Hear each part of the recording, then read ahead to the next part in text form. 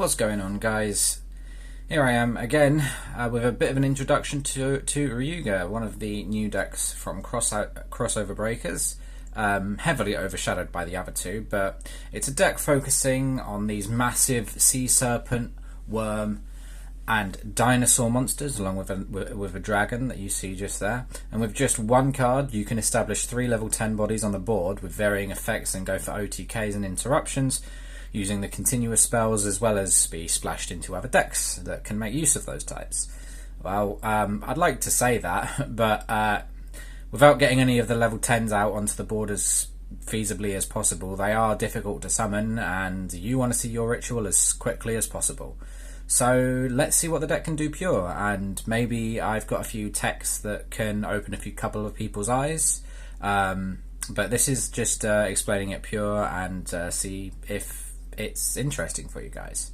But I think what's actually kind of important before we start talking about the main deck, well, most of the main deck, is actually talking about these 3 continuous spells, because they are integral to the strategy and can be a little confusing, but you know, let's talk about it. So they can all bestow effects on Pendulum Ryu-Ge monsters or level 10 or higher monsters of the spell's matching type. So Sea Serpents for Spires, Dinosaur for Domains, and Worm for Winds.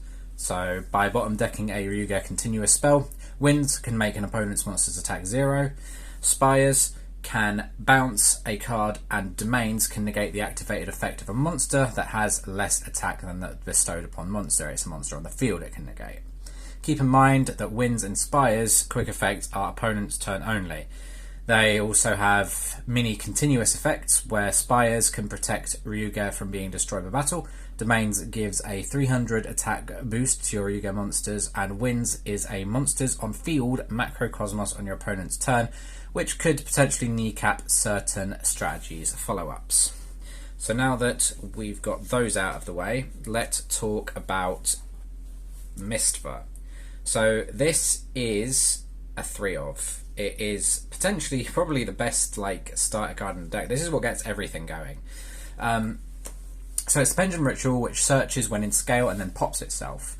Typically searching Warzone, because it's got to be in the face-up extra to summon monsters via Warzone or itself if a monster is destroyed by tributing a Ryu-Ge.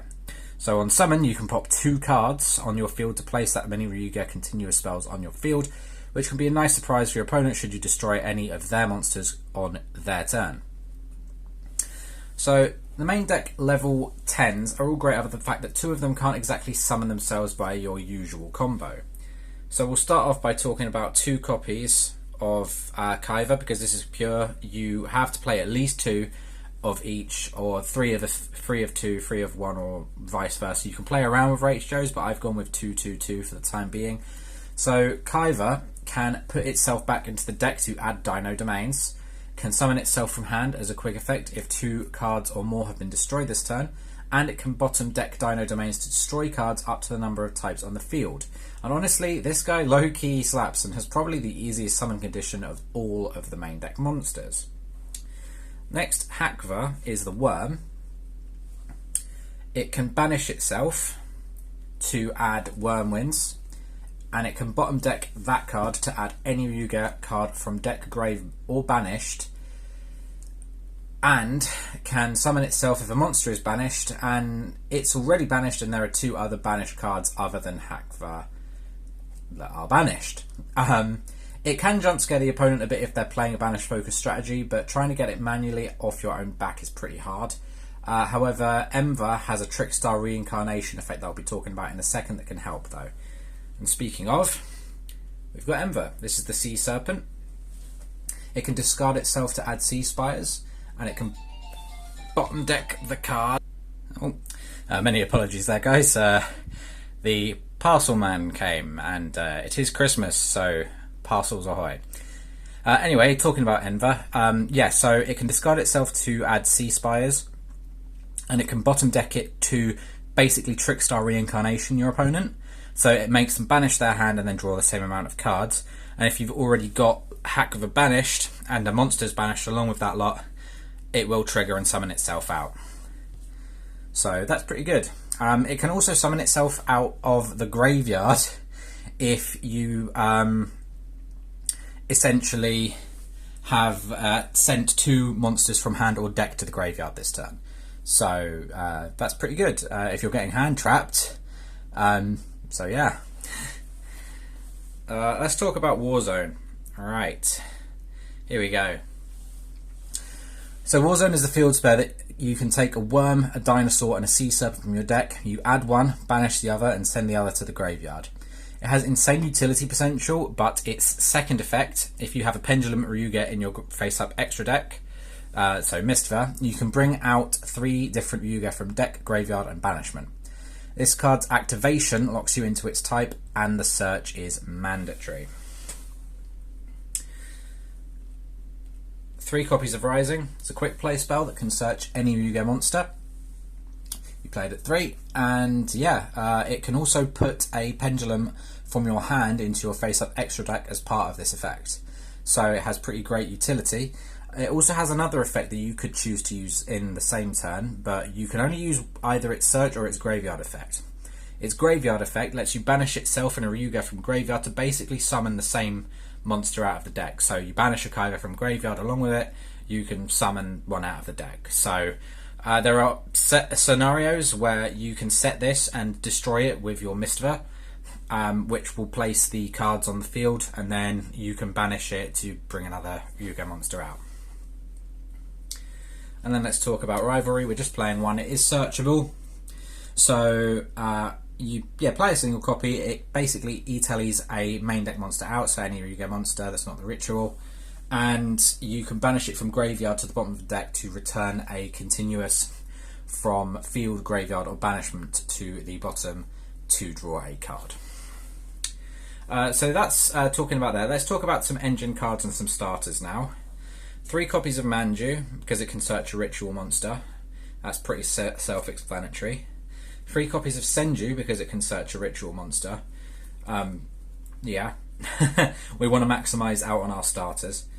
1 copy of Shatana. It's pretty useful if you're able to establish it onto the board and get a monk out, because as part of the combo you can destroy the monk on your field while this is in the graveyard, bring it back, and as part of the chain you can maximise your value off of the ritual monster by destroying the monk you just brought out, which is really cool.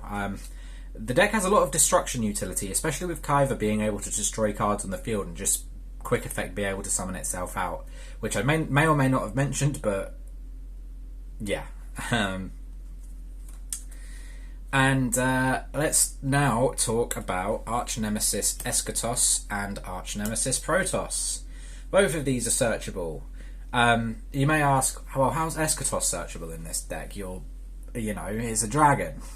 Well, Protoss definitely is, and the deck uses a lot of different attributes and types.